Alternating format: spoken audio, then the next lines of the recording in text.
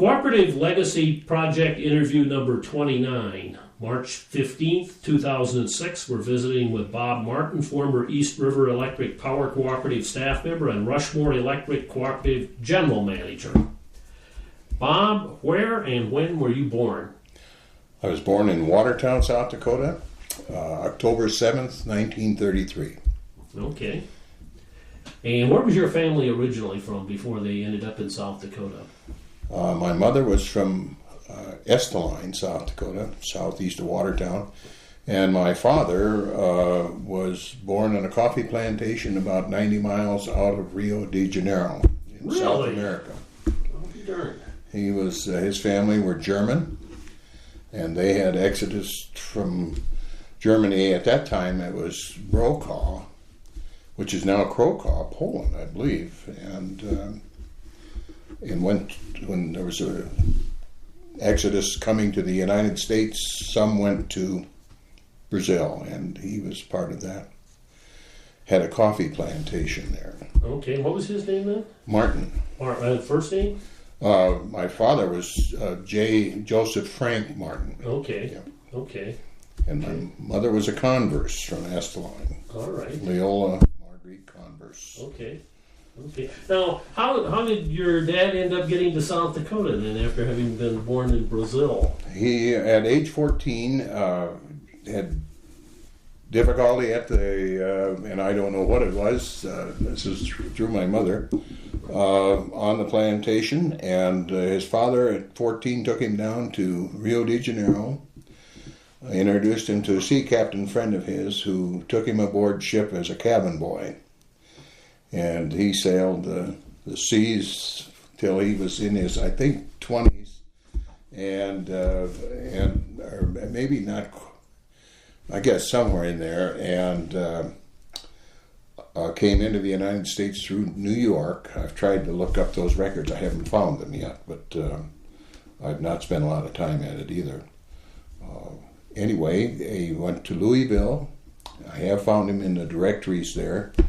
Worked for as a guard for school book depository there, and then went to work for Swift and Company, and they had layoffs, and I don't remember which year it was, in the, I suppose, 20s, and he heard that they were looking for help in South Dakota, farm help, and he came up into the Millette-Condé area and worked fall harvest. Ended up in Dolan, and aboard ship he had become a cook, and so he got into Dolan and was cooking in a small cafe there, and my mother was working as an accountant for the, I believe it was the Ford dealer there in Dolan.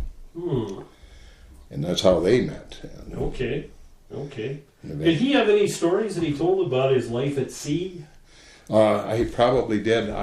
He passed away in 1937. I was 4 years old. I had a twin sister and a brother a year younger and 2 older sisters.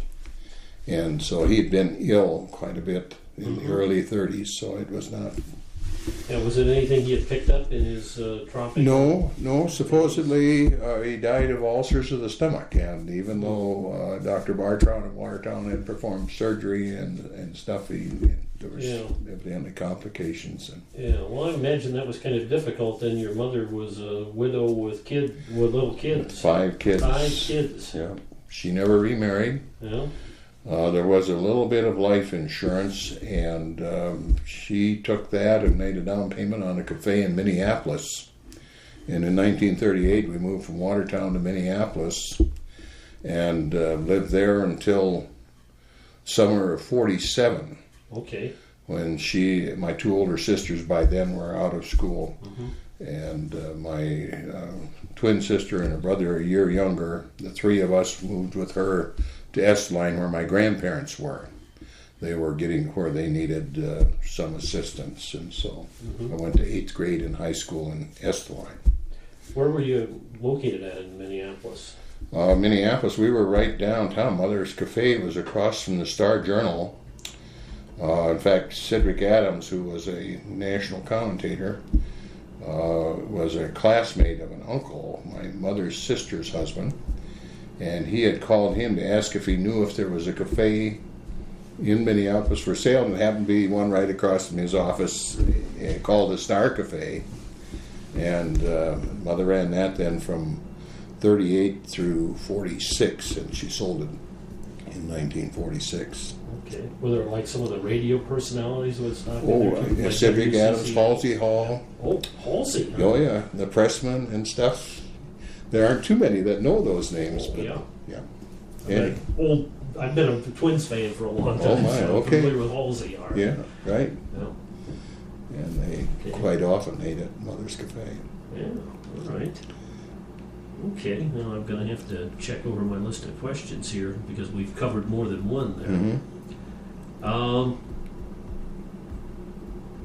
What are some of your earliest memories then from? You probably don't remember much here before you got to the cities. Well, I can remember, I tell this, a couple incidents with my father. One was fishing with him and a friend of his in a boat off from the water plant on Lake Kampesca. And I remember the thing that causes me to remember it is I had to go to the toilet, and there was a woman on the wall fishing from the wall at the water plant, and I was nervous about that. And it's funny, but that's just a memory I have. And another was wanting to ride with him in the car one time, and so there aren't too many of those because I was 4 when he passed away.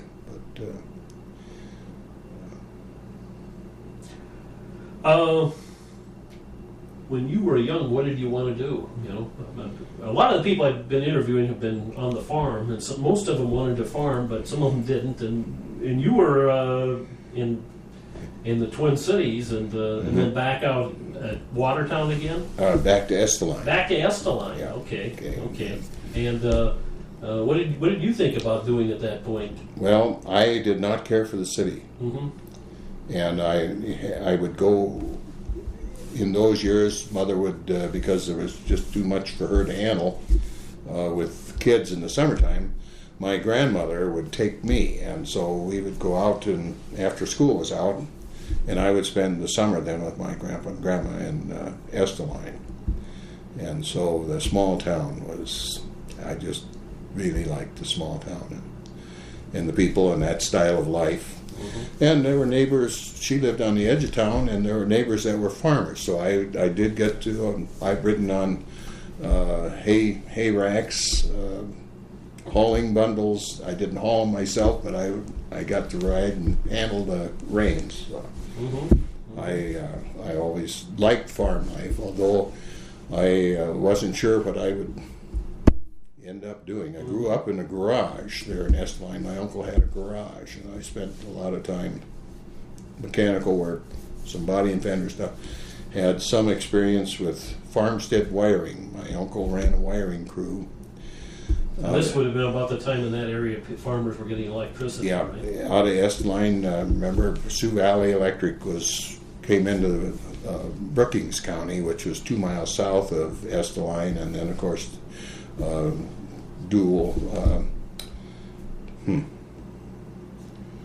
the Quapac Clear Lake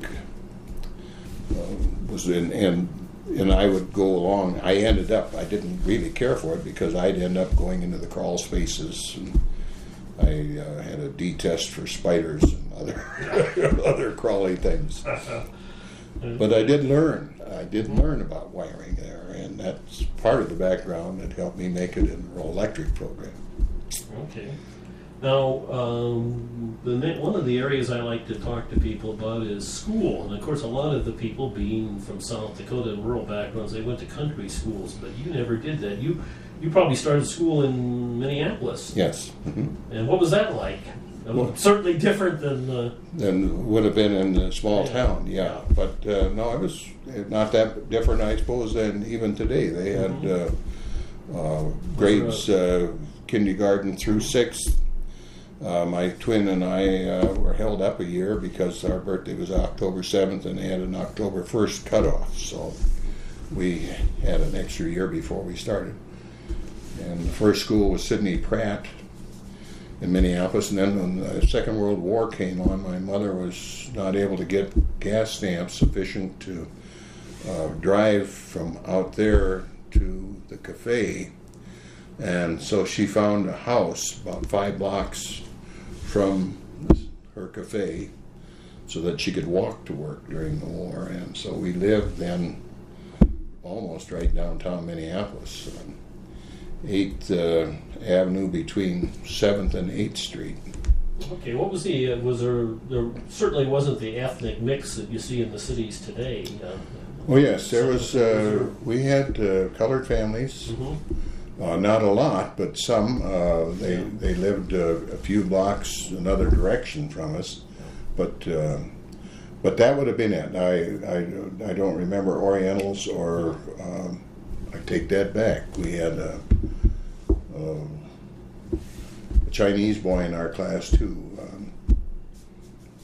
Bobby Ching. His dad had a laundry, or his folks in downtown Minneapolis. Okay, so there's a guy who went into the Co-op Hall of Fame this year. His last name was Ching, and he pointed out to us, of course, that he wasn't Chinese. Yeah, Bob Ching, and I know Bob, of course, but yeah, that was interesting. And there, I'd say probably there was in our school of maybe 100 or 150. There might have been 10 or 15 colored people. And we played with them, never thought much about it.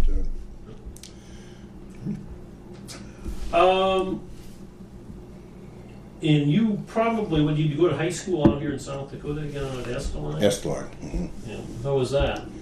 That was all right, except there were 14 girls and 4 boys in my class when we graduated. And that number varied a little bit in there, but it was mostly girls. And a bit frustrating. But other than that, well, no, it was fine. We had a good school. Yeah, a lot of the boys were from farms and dropped out. Yes. To work.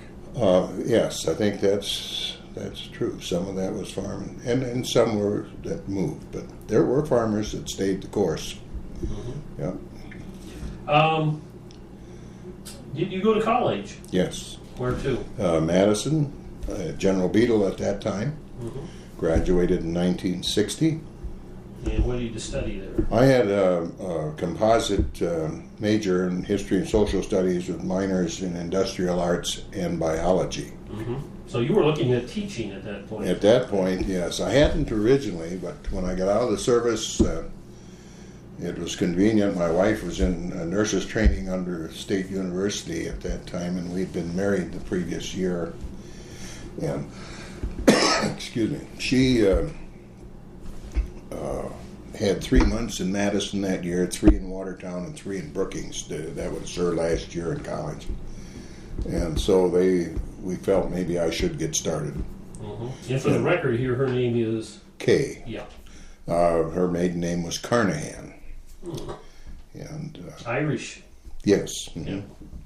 Although she's more Norwegian than Irish, but yeah. Anyway, that worked out. I got started, and I had my wife had a cousin in Madison, and she had a friend who was a professor at the college, and she kind of took me under her wing and got me into biology and a few other things. And before I was through, I'd become a teacher. So had a degree in secondary education. Okay. And once you had done that, did you start teaching right away? Yes, I at that time thought I'd like to try it, and so there was an opening in a grade school, in one of 3 grade schools in Madison, and it was they wanted to departmentalize 7th and 8th grade with 2 men teachers, and so I and another fellow, Darrell Chapman, shared that, and I took care of the social studies, English, and art, and he did the history and math. But the 4 walls, a grade school setting is too confining, or was for me. and the four walls got to me. Besides the low salaries, it was difficult making ends meet with the family. And I had to find jobs summertime to make ends meet, besides being in the National Guard as well. I did teach for 5 years, and I worked summer of '64 with East River. Just odd jobs, and then on the road with Gene Hexum with a farm mechanization display. And that was just a real experience here. I was at a job that I liked, meeting people, which I liked, and it just convinced me I needed to do something else. And that's how I ended up leading teaching. I had prior to my college education 4 years in the Navy, which was an experience. Okay, now which years were those then? I was in the Navy from September 52 to July 31 of 56. Okay, you didn't, that would have been during the end of the Korean War. And the Korean War was over in May of 53. You didn't get over in that area at all? No, I didn't get. I went aboard a cargo ship in Norfolk, and we replenished the Mediterranean fleet in those days. It was our primary.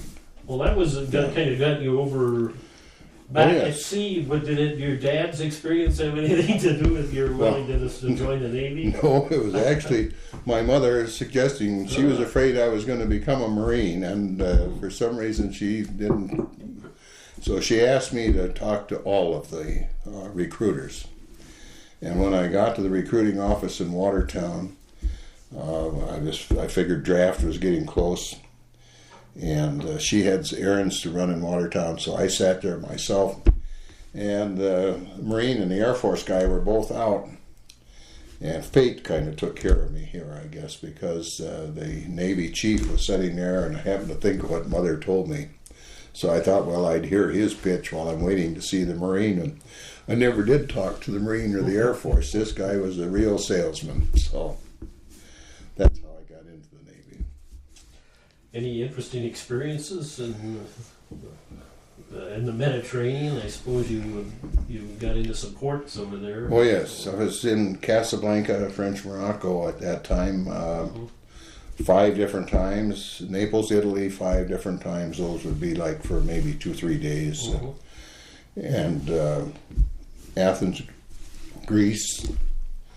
I guess those were the Mediterranean ports that I was in, and then just seeing, getting close enough to some of those countries as you steam by. It was quite an experience. Were you hauling things from way over here all the way over yes, there? Going back for equipment for the fleet and some of the bases.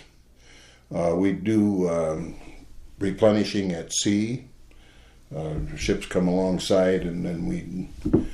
First time I was there, we did that with the whole convoy steaming along together, and then this ship would come alongside, and then another one. Then they decided the Russians were watching us too close with their submarines, and so the next time we were over there, we'd be steaming along by ourselves. And at such and such a time, there was to be a ship alongside, and it would just appear from over the horizon, and so they had us scattered all over the Mediterranean. It was interesting, and got to see some interesting country. And Naples in '53, when I was first there, you could still see shell damage from World War II, but it was interesting to see another part of the world. Yeah. Getting back to over here, you and Kay were married when was that again? December 22nd of 1955. 55. Okay, so you were almost out of the Navy then, huh? Yes. Yeah. Okay. All right. And you have kids. We'll talk about them a little bit. We have 4, 2 boys and 2 girls, and they came in that order. I suggest once in a while due to good planning, but But we were blessed with a nice family. Mm-hmm. And they're what's our sons? I have a son that farms. Our oldest farms near Chester, South Dakota, and a son that's a plumbing contractor in Madison, South Dakota. And our daughters, both the younger one followed the older one to St. Louis. The older one is a chemist with a food coloring manufacturer there, and anyway, the younger one followed her there and found work. And so the two, in the meantime, then married St. Louis boys, and that's home for them now. So. Mm-hmm. Mm-hmm. And you had in your family, you had some brothers and sisters. I had one brother, year younger, and he's still living in Victorville, California. Okay. I lost my oldest sister is in California, and she and her husband. And my second oldest sister passed away about 15 years ago. Mm-hmm. And then my twin passed away. She lived at Huron. She married a Beekman, Marvin Beekman. And Betty was 66 at that time. And that's a little while when back. She passed away, yeah. Okay, now we've got you working for East River, and you started out working with Gene Hexon. What did you do next? Well, I went back to school, of course, when school mm-hmm. started that fall, and Gene and I we cruised all the farm county fairs with that farm mechanization display, and ended up at the state fair in Huron with that. And about a day before the fair was over, I had to go back to start school. And I knew then I had to make a change. And I guess I had expressed that to Gene. And in early December of '64, Gene called me one day and said, I was just talking to a guy in Linton, North Dakota, and they're looking for a guy with your background for member services work. And he said, I think that's a job you could handle. And so I got the name and I called them, visited on the phone, and they seemed interested. And so the evening of the 23rd of December, I drove after school to Linton, North Dakota to interview the next day. That was the start of Christmas vacation. At Linton. I didn't know where Linton was, and I followed the highway map and finally got there that late that night. Just checked in the motel. 8 o'clock the next morning, I was at Chem Electric headquarters and visited with then Bruce Bosworth. George Cornog, it's an unusual name, was a pretty interesting fellow and managed that co-op at that time. And I don't know, after interviewing, I was confident that I was going to get that job, and I wasn't sure I wanted to move that far away. I was hoping to get work at East River. And but it turned out that was a good experience, and I got a good taste of what the rural electric system is, working with members right out on the farms, and work I loved. And I was able, doesn't sound like much today, but I went up there for $2,525 increase, which was significant at that time. That was in 1965. And started there in January of 65. Worked there 5 years. In the meantime, Rich Hanlon had passed away at East River. Lauren Zingmark, whom I'd been a elk officer with and knew quite well, became manager of East River, and I was interested. It was time perhaps to look on if I was going to advance in the program. And so I called Lauren, and it turned out that there were a couple of positions that he thought I might qualify for, and so I interviewed at that time with Larry Green, who headed the member service department at East River, and I went to work for him in January of 1970. And I was there 8 months, and then Lauren asked me to become assistant to the general manager, which I did, and a position I held pretty much till I left there to become manager of Rushmore Electric in it would have been January of 1991 when I started at Rushmore Electric here in Rapid City.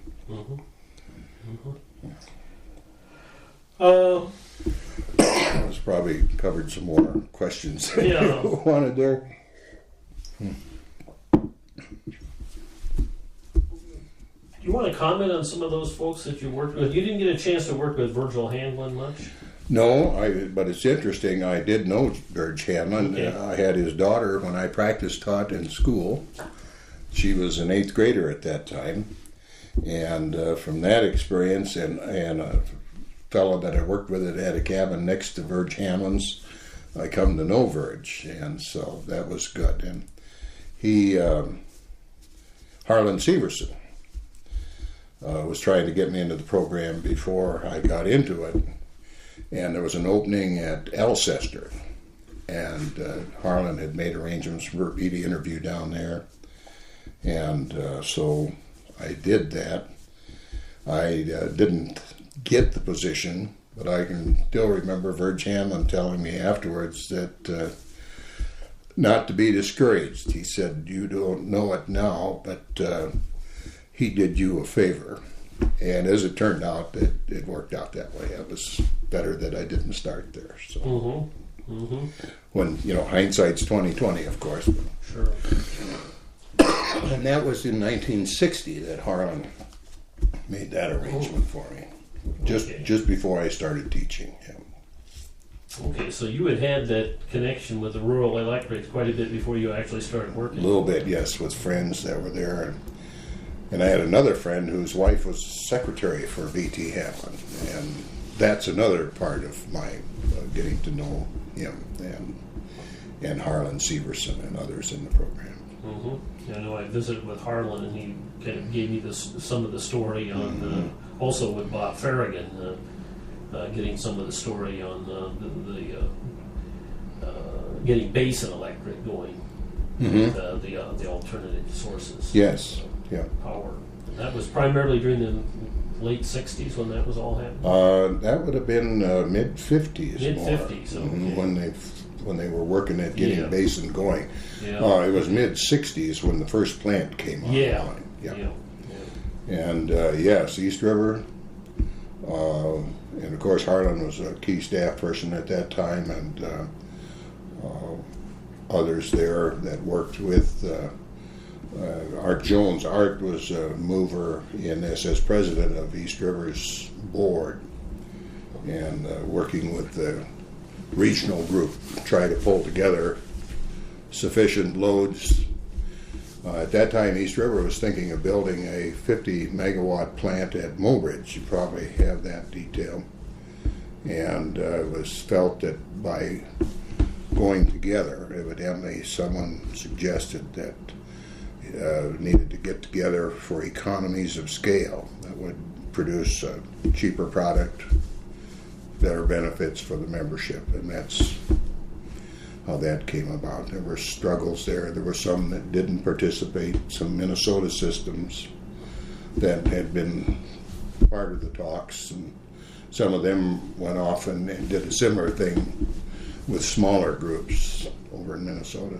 Of course, I suppose most of the members of the East River Board, when you went to work there, were people who had in the earlier days had been out and actually helped to get their local co-op started. Yes, in fact, the East River Board was pretty much that, and they were pretty much the original board when I came there in '70. Yeah. Great group of people.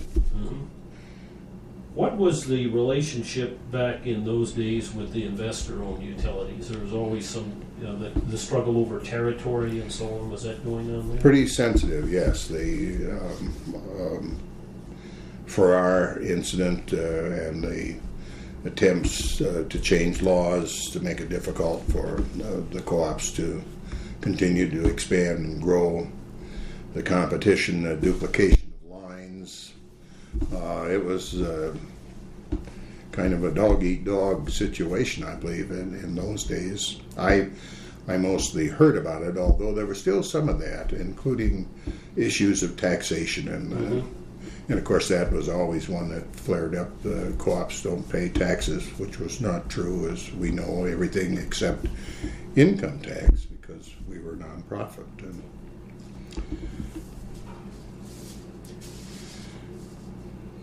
Okay, now I come to a point where I've got some other names down here, and I guess I'll just ask you to talk about maybe some of these people. Sure. If you want to. Ken Holum. Oh, Ken, yeah, quite a gentleman. He of course came from up in the, I believe it was the near Aberdeen. I don't remember. Was it Frederick? I'm not sure specifically, but had a farm there.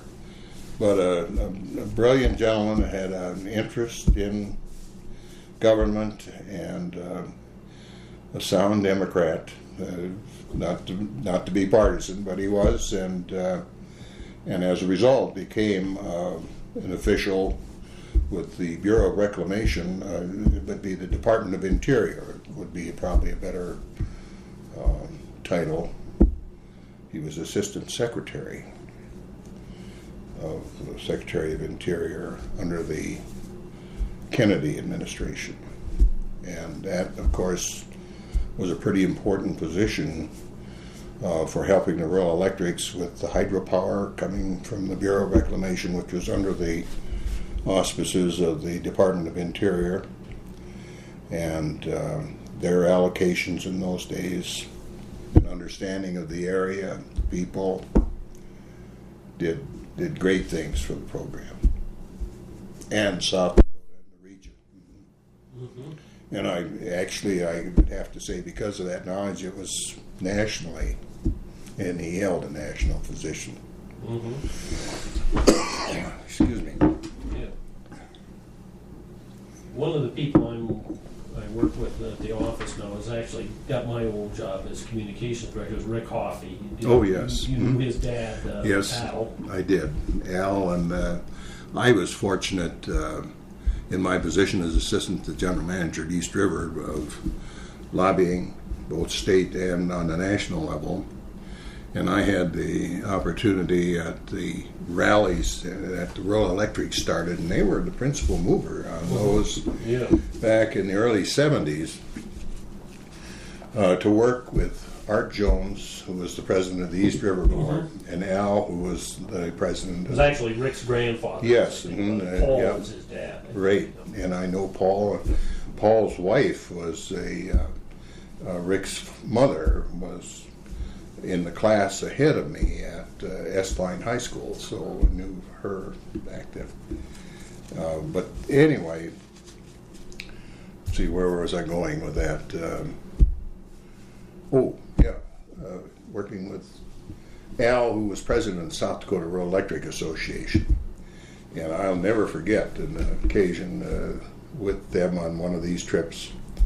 Art and Al Hoffey, just the three of us, went into Congressman Miller's office. He was a congressman from Buffalo, New York. In his district was entirely within the confines of this city of Buffalo. And Mr. Miller had a tight schedule, and his gal was trying to keep us from tying him up too much. And we didn't want to, but he was interested. He was from a farm, had been raised on a farm, and these two fellows were knowledgeable about the farm program. And he said, I'm in the midst of a debate between Farmers Union on the one side with the farm program and Farm Bureau on the other. And he said, I want to do what's right. Well, he decided he'd found two people that could tell him, and Art and Al Hoffey went over 30 minutes beyond the time we had been allotted because this congressman wanted to visit with him. Interesting experience. Another name I have on my list is Fred Symington. Oh, Fred. Fred became a personal friend. Fred was a fellow that had a way of moving people, had a voice. He, of course, had been an announcer for Farmers Union in North Dakota. And you could go to a meeting with Fred. He headed the Midwest Electric Consumers Association in Denver, Colorado. Lived at Evergreen. But he worked with the Bureau of Reclamation people, which later became the Western Area Power Administration, when they took power out of the Bureau of Reclamation, and maintained relations. We'd testify in D.C. under his auspices, Midwest Electric, for funding. I remember going one time and testifying in behalf of the WAPA Control Center in Watertown when they built that control center initially. We had a chance to, and we did accomplish it. We got the budgeting to get that job done. And Fred was a leader on those issues for the years that he lived and during my time at East River. Great man. Mm-hmm. Bob Farragon. Yes, Bob was an old friend of Harlan's, had been familiar with, I think, the program. I remember talking with Bob at the time Mr. Johnson at East River had passed away, and I was teaching then and had thought, well, maybe there was a position. Ultimately, I did get that position, but not at that time. So I had interviewed with Bob. That was the first time I'd met him.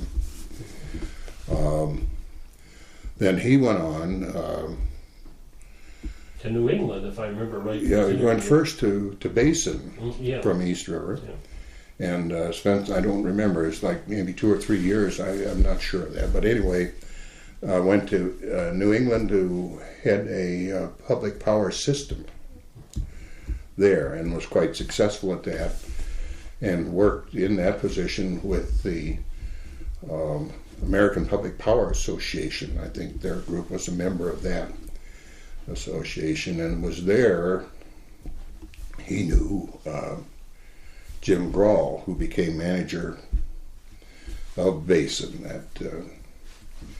I take that back. That would have been after Groth became Basin manager. But anyway, that maybe how he got into that position was through Groth. And then after his time there was an opening with the Jimmy Carter administration, and Bob became the REA administrator. Mm-hmm. He had his ties with the rural electric program and public power systems. Yeah, you've talked a bit about Harlan Severson, having earlier contacts with him. You want to talk about him a little bit more? Sure. Harlan was, and Hanlon, of course, was a mover and a shaker, and Harlan was a key staffer in that process, besides being a good writer, and I think Harlan lobbied even for East River in those days, in Pierre and on the national level, and were involved in a number of the sessions towards getting Basin founded, Midwest Electric Consumers founded. And that was Hanlon and Ken Holm originally got Midwest going. And Harlan was always in on parts of that. At the time, after Hanlon passed away, there was, of course, several applicants for that position, including Lauren Zingmark, who became manager. And you tend to take sides. There were 3 key staff at East River besides Zingmark that threw their hat in with Holm. Ken Holm had applied. Yeah. And Harlan was one of those. Well, when Zingmark became manager, there was some feeling there, and I don't think it's a secret. There was some disappointment, of course, on key staff, and they had been so committed that they 3 of them walked out. I don't know if you've heard this before or not, and I don't know if it's something you want here, but they were Walt Canny, Harlan Severson, and Jim Webster. Jim went into D.C., ultimately became an assistant to Secretary of Ag for Minnesota, Mondale. Was it Mondale or... Orville Freeman. Freeman. Yep. No, not Freeman. Berglund. Berglund. There you go. Bob Yeah. Berglund. Bob Berglund. Yeah, he was assistant to him. Canny ended up with the public power system at Lincoln, Nebraska. And Harlan left Madison and worked for newspaper in Mandan, North Dakota. The Mandan Pioneer. The Conrads. Yes. Yep. And was there. Well, anyway, that took Harlan out of the program. I think Harlan worked briefly then for Congressman Denholm at one time after his experience with Conrads. Well, we kind of mentioned Loren Zingmark. You want to talk about him? You worked for him for quite a while. Yes, I did. 16 years, as a matter of fact. He, when he was general manager of East River. Loren had some distribution experience too. He managed Kingsbury Electric for a time, having been an employee for East River, and then became manager of Kingsbury, and then came back as a staffer for Hamlin. Did lobbying. Was a farm boy from over near Salem, but evidently had learned his lessons well and was fairly astute politically, and evidently was what the directors thought they were looking for in Hamlin's replacement. And I think that I have to think that there was some grooming of that on Hamlin's part before this happened. You wonder how some of these things ultimately come about. How old was Hamlin when he died? Oh boy. I want to say 49, but I think that's maybe a little young. Yeah. I'm not positive of that.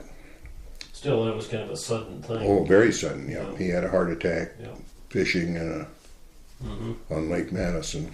They found the body, I think, the next day. Pretty tragic. Yeah. Well, anyway, Loren got the nod, became manager. I had a great regard for him, having served with him as an officer in Madison Elks Lodge for several years before going to North Dakota with Chem Electric. Loren took a little bit less aggressive, I'd say, position on a number of things, and I don't know, I'd like to think after getting in there I might have been some influence on some of that. And we did tone down some of the friction in some of the areas. I think we made good progress with our affiliation with Midwest and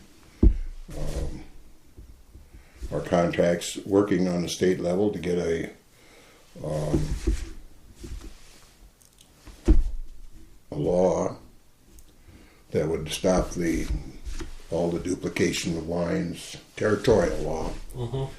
And East River was a strong part of that, and along with the state association, and at that time Brian Meyer, who I worked with quite closely in getting that law put together. And so, in fact, I got quite a bit of that material. I was working with the Minnesota Rural Electric Association, and they had example legislation, which we did glean some of our material from. There was no need in completely reinventing the wheel if we didn't have to.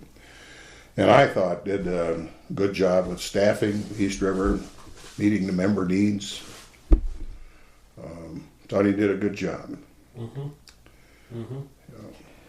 Now you mentioned that the territorial legislation. That was in the early 70s, wasn't it? Yes.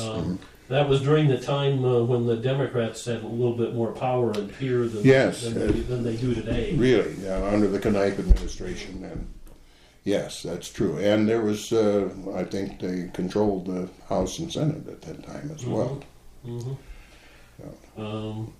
And I guess I could bring up another name there that I remember, John Reedy, who was a state senator from up in the north. Bison Electric, yes. And John was a great fellow to work with and visit with regarding the program and our concerns and interests, and very supportive.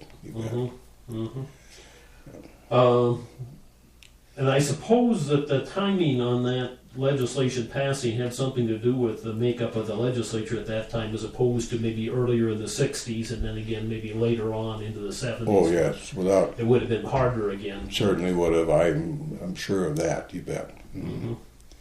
And it would be today if we were.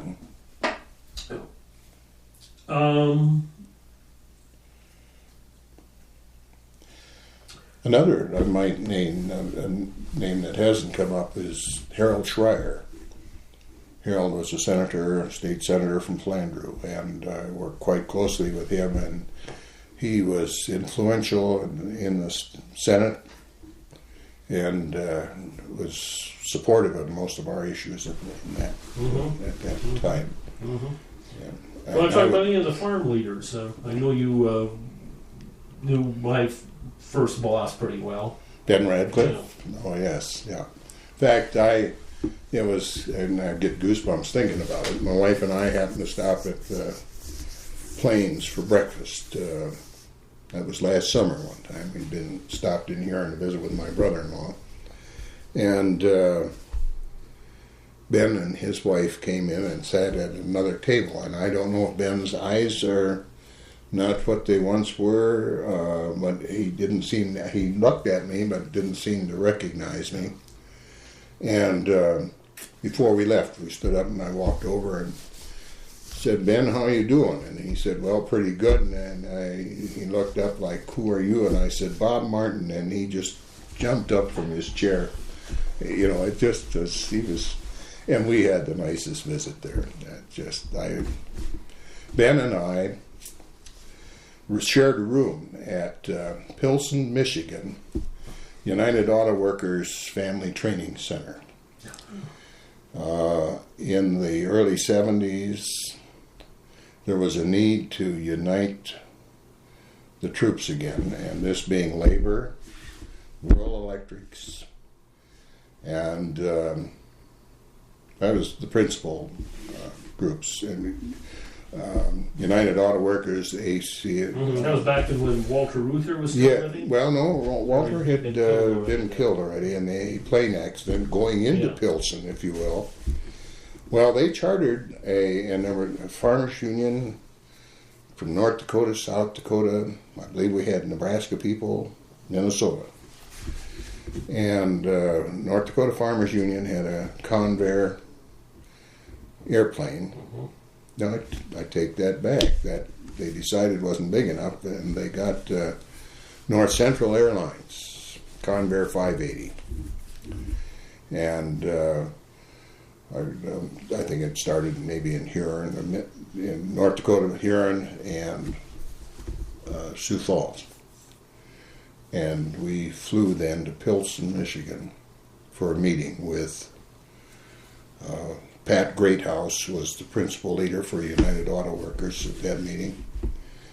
And what an experience for me, relatively new at East River, and not being sure of these connections, the unions and how we could work together for common interests and the benefit of our members. That was the important thing. And our national association, well, by then it was Bob Partridge and Jim Grawl was there from Basin. Many important people in the program, and I've never forgotten that experience. That was an eye-opener and education for me. And we, as a result, we did work together for several years and accomplish things that we wouldn't have on the national level. And was that like at Black Lake? Was that Black Lake, facility? Michigan. That's exactly. Yep. Ben sent me to a conference up there in 1976. Wasn't that a complex? Yeah. My goodness. Beautiful. It certainly was. Beautiful. Really impressed. I remember the food being great up there. Yes, it was. I look forward to the meals too. Well, and as a result of sharing a room with Ben, we became a lot better acquainted. And he, I have a high regard for Ben. And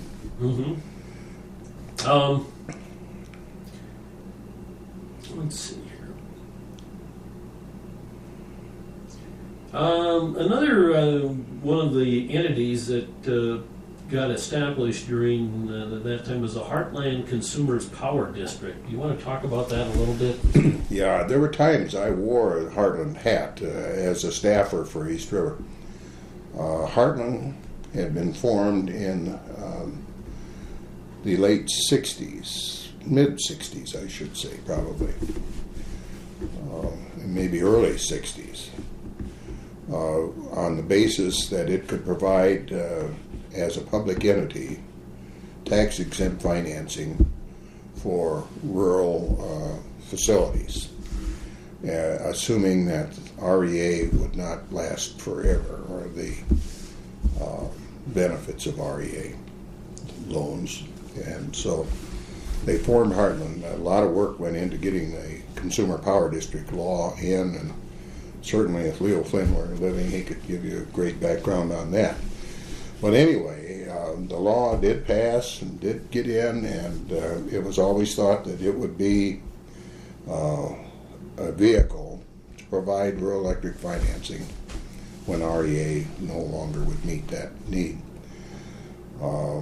It still exists over there. Oh, yes. What are they doing these days? Well, let me give you just a little bit more background. It was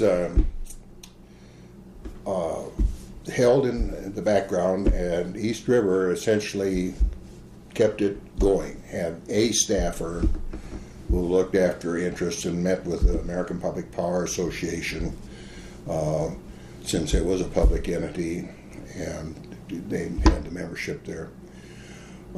Before it was in a position to provide financing for rural electrics, Congress or the rules were changed, and public power districts were no longer considered. What's the term? I can't think of it right now.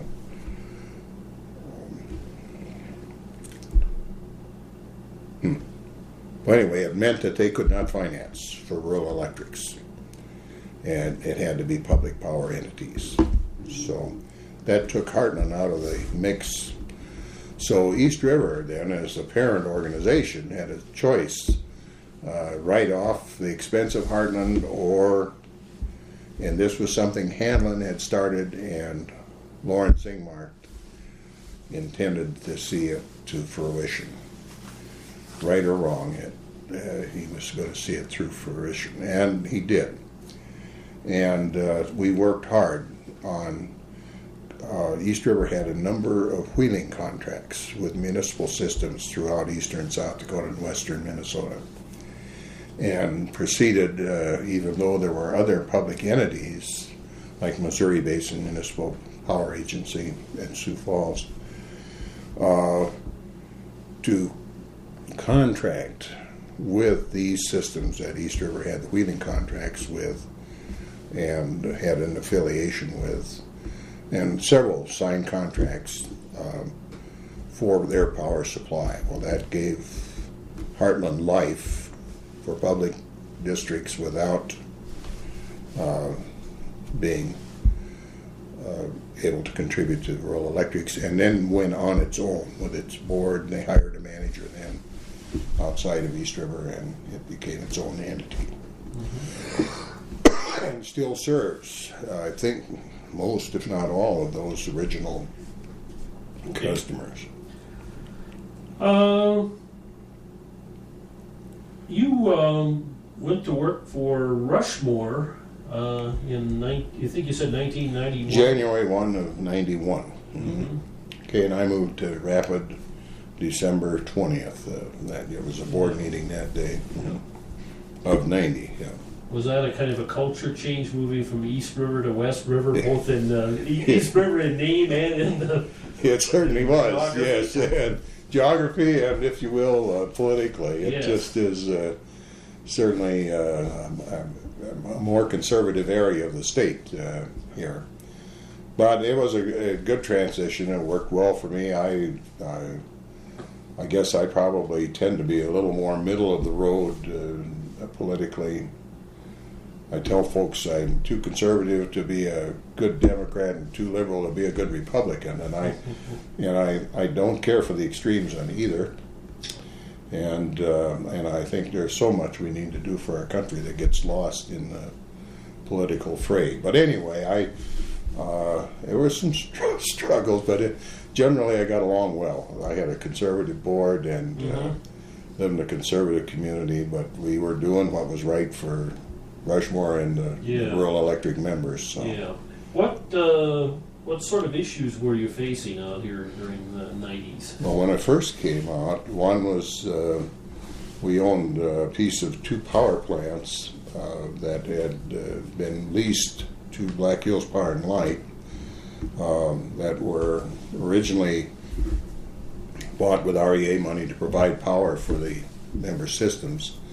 And about the time they got that into the system and Power and Light was going to deliver that for the rural electrics, the hydropower became available on the Missouri. And the power company had a need for this power and leased then those 2 plants. One was at Osage, Wyoming, and the other at the Kirk plant at Lead, South Dakota. And anyway, the payment had run out to REA on those plants. Power and Light indicated an interest in purchasing them, and so I negotiated that sale, which did not amount to a great deal, but it was for me a significant thing to get settled for Power and Light and for the rural electrics. So we sold our interest there, and then the other was the loss of the missiles, Minuteman missile system in western South Dakota for our members. Was that a pretty big customer for electricity? There was 150 of those silos and or sites.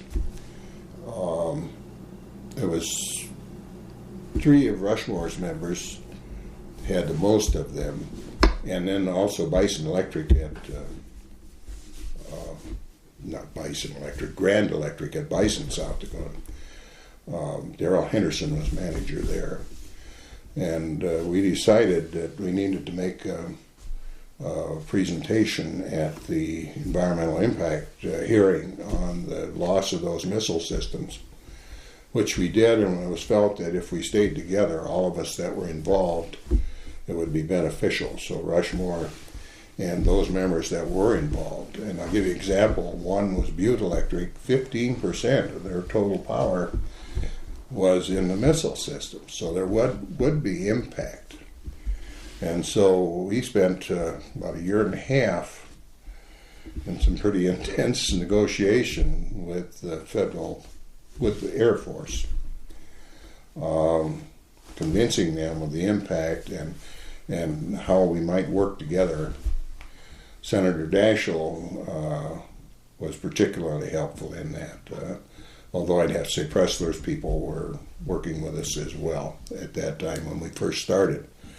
And the thing that brought a culmination to it was, I think, a meeting with the Air Force liaison officer who was between the Air Force and Congress in a meeting at Daschle's office with Pressler's people and Daschle's, where it was determined that there was a WAPA allocation involved. And we said if they would leave that in place, that we would get the benefit of the lower WAPA rate, which they were able to go out on the market and buy power just as cheap. There would be no budget impact. And if we could do that for 3 years, we could take the sting out of it for our members. We could grow out of that. And they agreed, and we did, and that took care of that. That was a significant one there. And I probably, and although as time went on and rates, WAPA rates increased some, it wasn't quite as significant, but it was certainly an improvement and a help.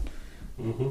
The Black Hills, of course, are one of the areas of the state where you're seeing some urban or suburban development that where maybe in the part of the state I live in that doesn't happen much.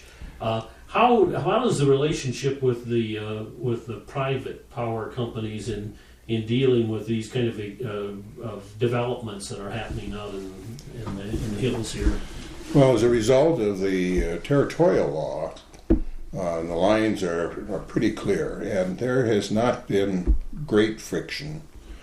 There was an issue between West River Electric and Black Hills Power and Light over an extension in addition to the Rapid City sewer system, sewer plant. And that did go before hearing, and I believe that they ruled in favor of Black Hills Power and Light. Mm-hmm. But aside from that issue, generally it's how the map is laid out, and I'm not aware of, and in fact there's even been some trading between the co-ops. Okay, we can have this area, we'll trade you that, and for efficiency's sake. And because of the need for sharing transmission, because the Park Service is not going to allow you to just everybody build their own transmission lines. Over the years, we've worked closely, Rushmore had, with contracts that provided for delivery to our members in the rural areas in the hills, and that contract still holds, and they're renewing it, I think, in the process now. That term is running out, but I understand that's going well. So, some of the lines out here, I'm trying to think, I probably have seen, but are some of the lines out in the western part of the state underground now? Some of the member systems. Yeah, some of the member systems. Distribution yes. voltage. Distributions, yeah. Not the big ones. No, not the high voltage. No. Yeah. And you can't do that in the hills here because of it's harder to dig. Yes, yeah. Although there is some, and but there's quite a little now. The technology has improved. Underground wire, there was some difficulty with the early stuff, and they used to worry a lot about gophers and stuff, didn't they? Yeah, oh yeah, they were a major factor, and they've learned how to deal with them now. Plus, having a better product where they do use it, particularly in urban or suburban areas. So, can we hold for just a second? I got something to drink. A little more coffee, Chuck? Yeah.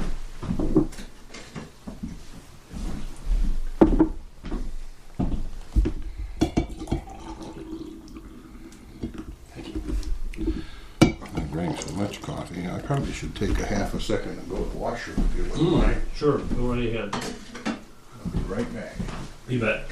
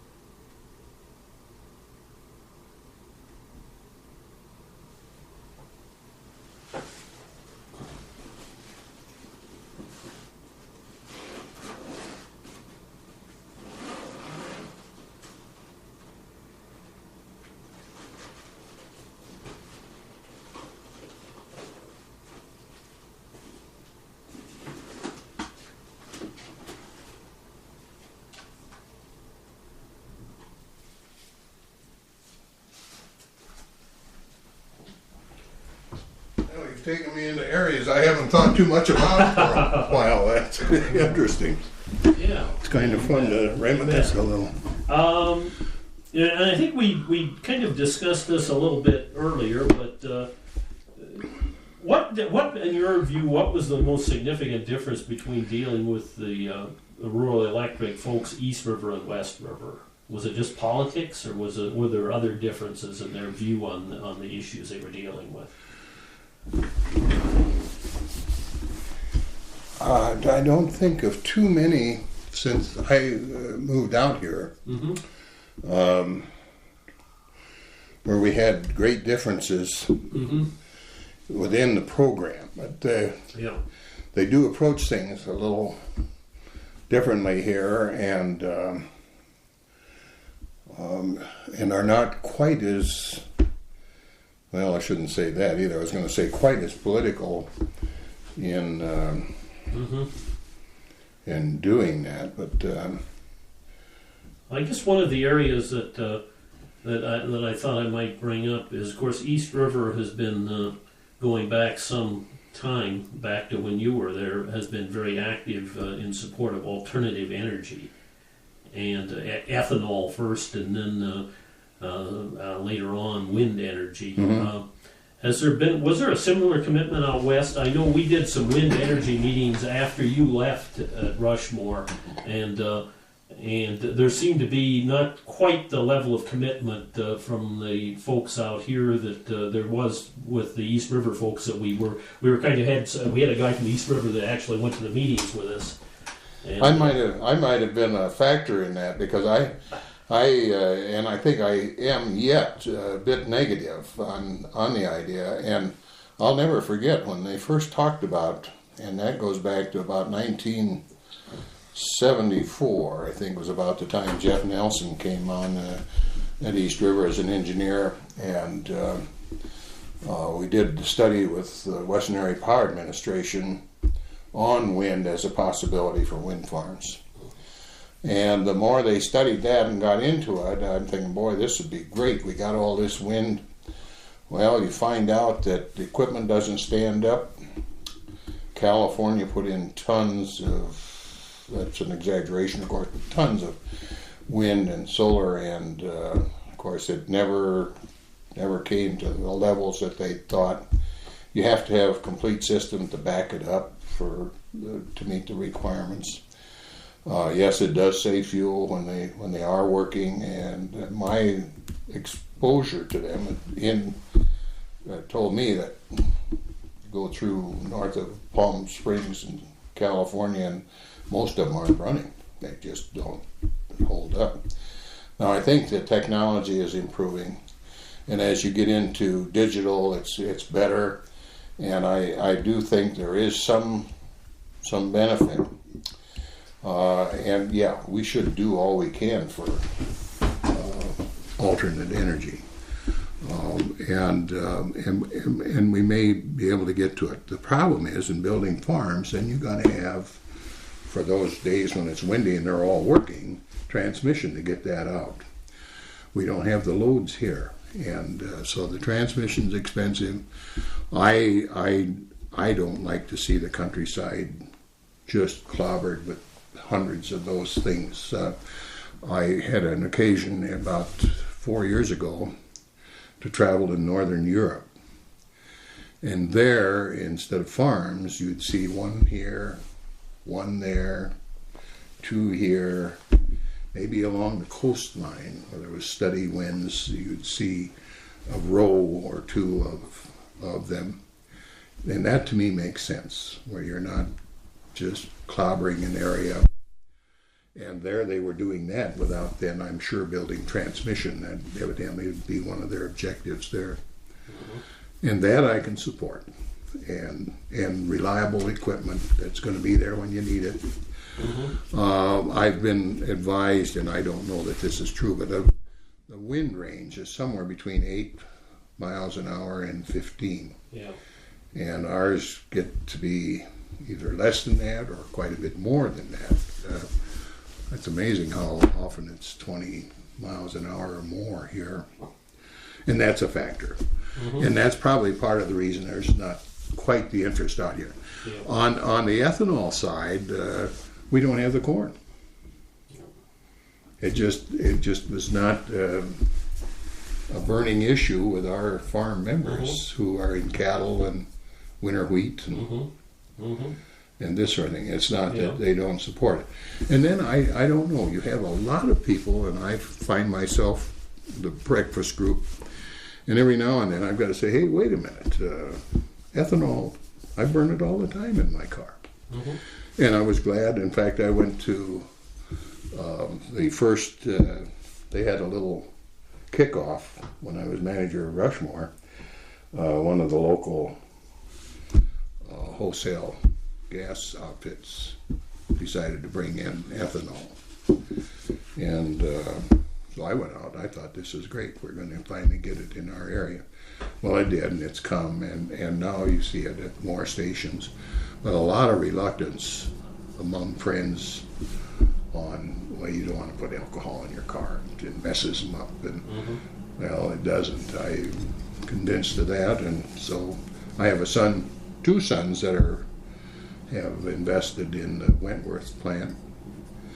And I know when I'm doing it, I'm supporting a son that's in ethanol, that is a farmer, and the other one because of his investment. But I also think that's good, and we need to really promote that now with the Arab situation. We've got to become more independent of. Yeah, I was up and interviewed Owen Jones up at Britain just a couple weeks ago, and in Britain they have the first one, I think, in the country, something called a blender pump. You can select the percentage of ethanol you want, and you can go all the way up to, you got the E85, but then you got the 10%, you got the 20%, you got the 30%, you got 40%, and it's all on one pump. You just punch the button you want, and it does the blending for you. Yeah. Isn't that interesting? I've not heard of that. Yeah. That It's the first one of those I've seen, and Owen sense. is really high on that. So then, based on what your car is designed for, you can, That's right. That's right. Yeah.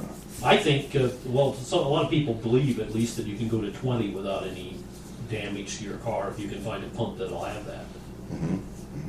Yeah. Warranties don't apply. That's an issue. Say a couple of other issues that, going back a ways, actually back to the 70s a little bit, that revolved around energy. And I remember these were issues with Western States Water and Power back in those days. One of them was whether or not, was when we had reached the end of the time of building hydroelectric dams. That was a kind of a painful issue for some people because they still thought there were some sites where you could build dams at. You want to talk about that at all? Or? Well, yeah, that was, of course, a disappointment with the program. Hell's Canyon, I remember those. debated heavily. Yeah. And some of those were far enough out of our area. I didn't get directly involved, but we did have, through our membership in, Western states, and I remember those issues being discussed quite often there, and then Midwest as well. Sure. Because we needed to be supportive. And I remember the Northwest membership, the associations, public power associations out there, would meet with us in Midwest settings, and those issues would be discussed. Nuclear was a big issue too. Yes, and it was a difficult time because here, at a time they should have been putting in nuclear, there was an uprising against it, and I don't know if that was when they had the Vietnam War settled. They decided that this is another area we can go after, and they did. They virtually stopped nuclear, and that's something we should be considering today. I just believe that's the only way we're going to gain independence, and I know nuclear still has some connotations, but I think it's been pretty well proven, properly installed and taken care of. It's reliable. It's not impacting the atmosphere to the level that global warmers think we are, and with fossil fuels. And I think there's some truth in that. So probably, and I think even the environmental side is taking a little different view of it. I don't think it's going to come back very fast, but couple of other issues, one of them being that I remember as being somewhat divisive was the fight over whether or not what level of tax should be placed on coal up in North Dakota. I remember that, particularly between the North Dakota Farmers Union, perhaps, and some of the Yeah, and that of course is just well, who's impacted, and I'll be honest with you, I had a terrible time with that myself in philosophy, and that is the North Dakota was benefiting from that. Well, they were benefiting from the plants and all the employees, and you know, and those were well-paid employees. North Dakota really benefited and still is from all the power plants there. And by placing that tax on it, North Dakota was benefiting, but and I think there might even have been an attempt in North Dakota to provide relief for the North Dakota people, and not the others. So that really bothered me because it was not equitably. And one other issue, of course, that was just extremely divisive in South Dakota, or it certainly seemed that way to me as a new staff member with Farmers Union, was the Hawaii issue. Terrible. That was one thing East River was involved in quite a bit, was water issues from the standpoint of what it means to the hydro system and ultimately the benefit to the members in low-cost power. And that water needed to be preserved for production and not wasted. And now, of course, it's this year with the droughts, the past 5 years, it's really tough. But yes, the intent was that was one of the many benefits of the dam system, and it would help to pay, besides just power paying for the structures. So once that doesn't happen, you keep having the recurring debate in Washington about making the cost of electric power much more expensive to make up for the fact that that never happened. To offset that and bring it up to to where power paid for the whole project. And although there were still many other interests besides the flood control benefit of that. And yes, and that truly got political. Was it United Family Farmers, I believe, was the group, and their goal was purely to stop anything as far as dams, and that was part of a national movement that I think may still be around, that is still anti dams, and that's something to this day I don't understand, regardless of the benefits. I don't see much evidence of them in South Dakota anymore. I think that issue is past. Oh yeah, since that. But you're right. Elsewhere, I think they are. And I don't know who is to fault, but I gather in the end that one was just an absolute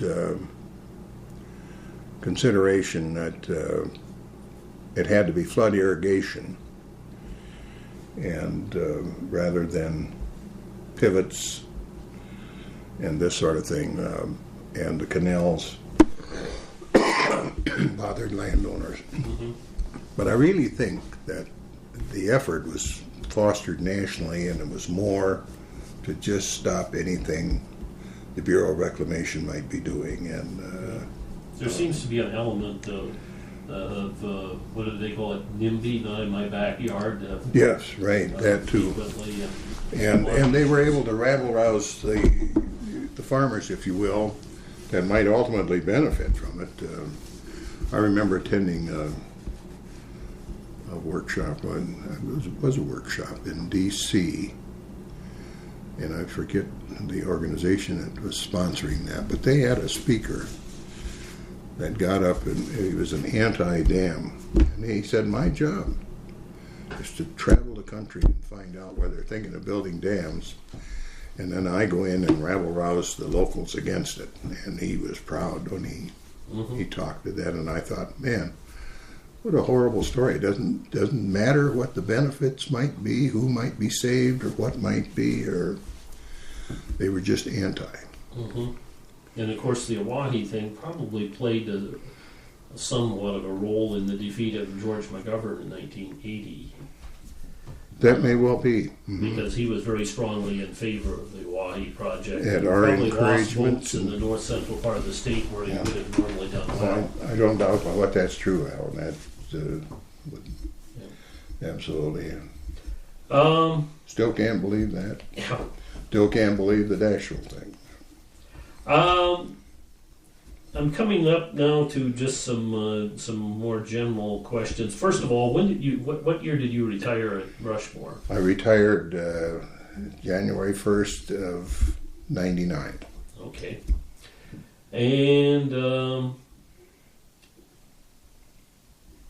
I guess this is kind of a general question I've asked from people from a variety of cooperative organizations, but the challenges facing cooperatives have changed over the years. What seems to be the biggest change to you as you look back to your first involvement with East River and even up at Chem Electric compared to today? Okay. Well, to start with, was financing was probably the principal thing, and access to the federal power and as much of that as you could get, because it meant so much savings into the system. And then as Basin's units came on, and what a blessing that was, but there was some load carried there for a number of years with some excess power. It looked like the loads were really going to go in the late 70s, and they planned for power units that came on in the mid to late 80s. And by the time they came, things had changed. It was more of a conservation, people holding back because of power costs, and it left surpluses that they have struggled through, but today are benefiting from considerably. And I guess I'm really pleased to see that the farm members are finally getting some benefit back from their sacrifices, if you will, in the 80s. What are you doing now that you're retired? You want to talk about a little bit about what you're doing with your time in the last 6-7 years? I'm not doing a whole lot. And yet I'm busy. I don't know what it is. I'm on the Chamber Ag Committee here in town. I found that's one way to stay active and with interests that I have. I'm an extension advocate. I think is the title. I believe in the job extension does and has done, what it means to not just rural members, but rural people and urban as well today. And people don't realize that there is a place they can get questions answered on just an unbelievable array of issues. And I'm a member of the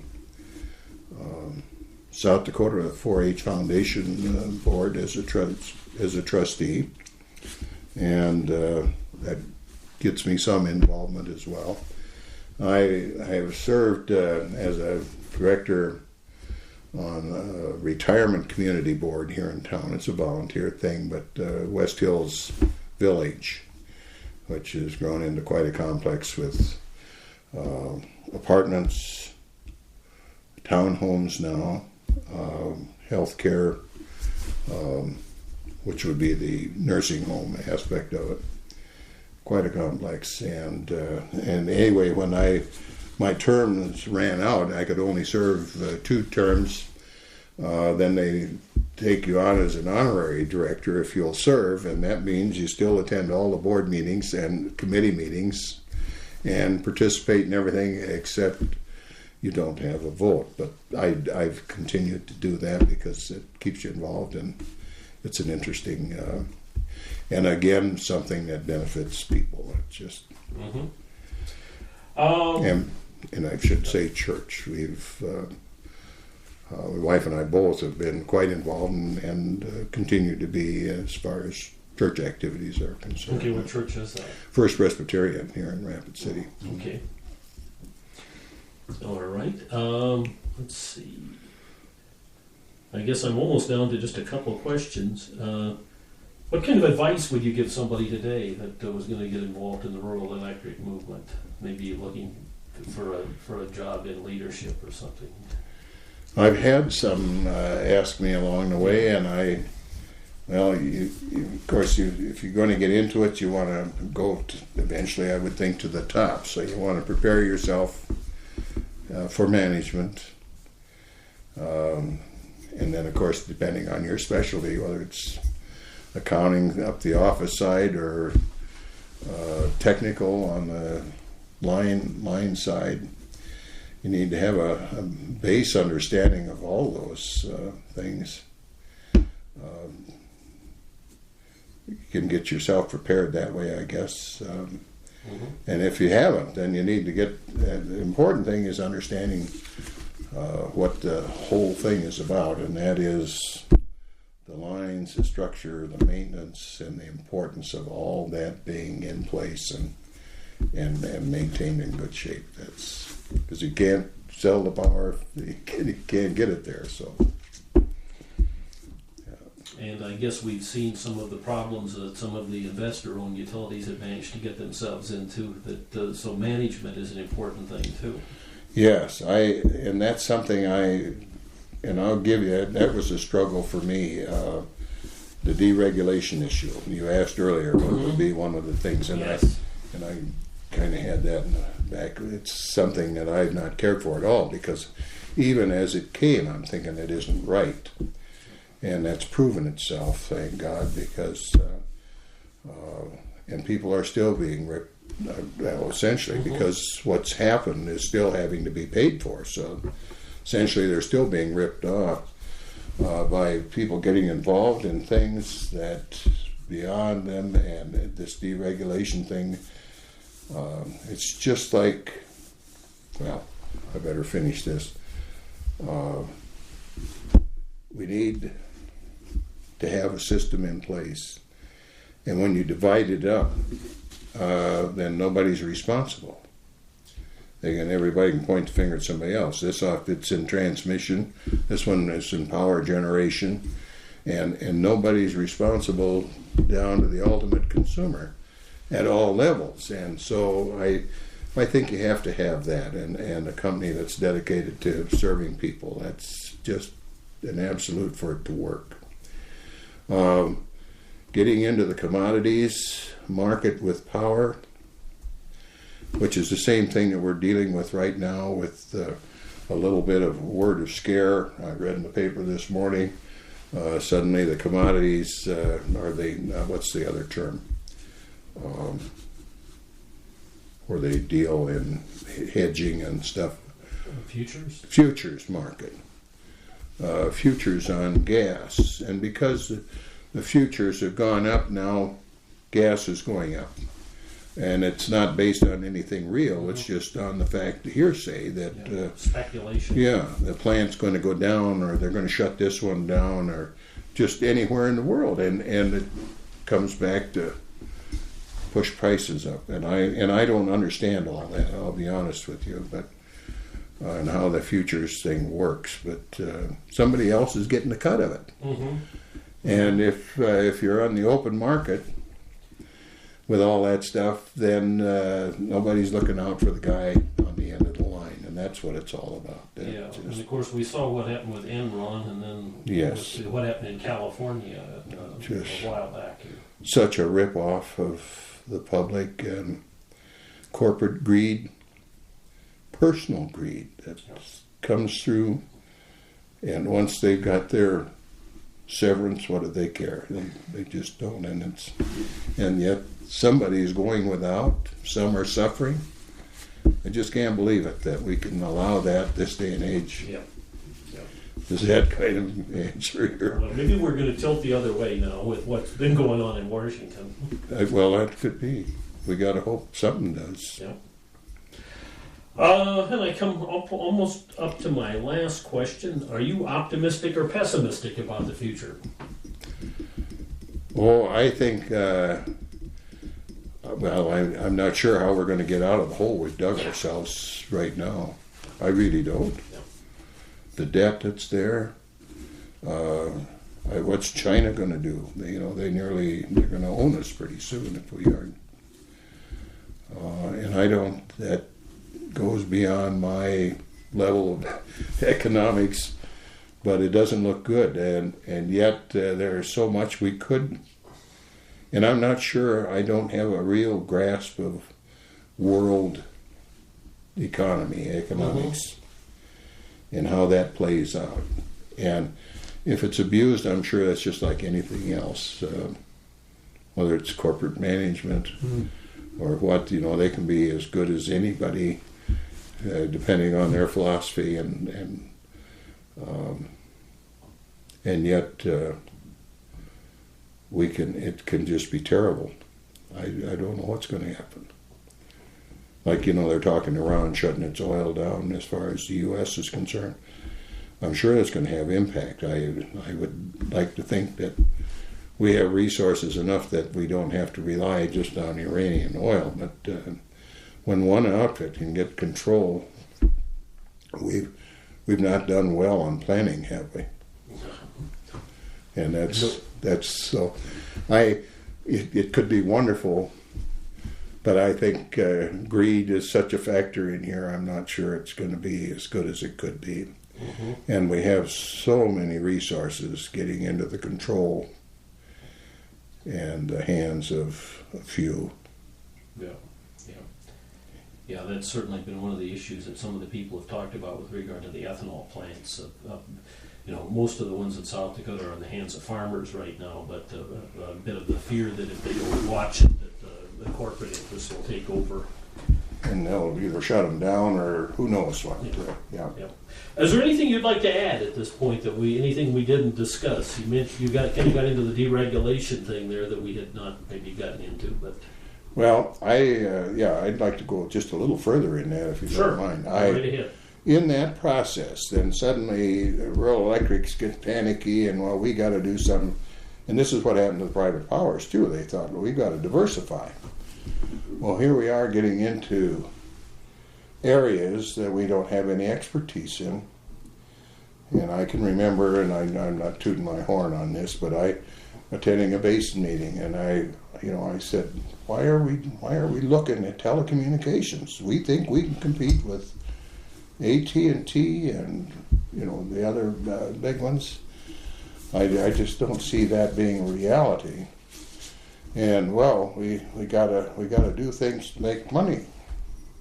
And this probably isn't for public, but I said, well, if we need to do that, maybe we ought to be getting into the used car business, because there's a used car dealer on every corner in Rapid City, and there wouldn't be if there wasn't money in it, So, well, they looked at me like I was crazy. But as it's turned out, not just in our business, but you take a look at Northwest Public Service and what they did there, just going out helter-skelter, and it's just criminal what they've done. Yeah. A lot of the staff people who lost a lot of money on that, not unlike Enron, that had invested most of their savings in their own company. Oh, how sad that is. A lot of that in Huron. Yeah, I bet there is, and that's really tough on Huron. That's another thing that's taken Huron down. And we've had an interest in Huron. My sister and her husband lived there for years and years, and he still does. Hi, Derek. Hi. We're almost done here. We're just wrapping up. In fact, we're on to the last question, and Bob is expounding on a few things we didn't mention. You've met my wife, haven't Yes. you? Yes. Well, give us a couple minutes. Sure. And I'll, Sure. No, that's fine. Yeah, okay. And let's see. Oh, anyway, I just didn't think it was going to work, and it hasn't. And it's not good, even for Northwest Public. I don't wish them any bad luck, because they have customers that need to be treated well as anybody. And then look at Montana. There's another example of what happened when they divided it up. Suddenly nobody cared about this or that, and service is poor, and the people are bitter out there, and rightfully so. Okay. That do it? That do it. We've been visiting with Bob Martin. Thank you for taking part in the Cooperative Legacy Project. project, project, project.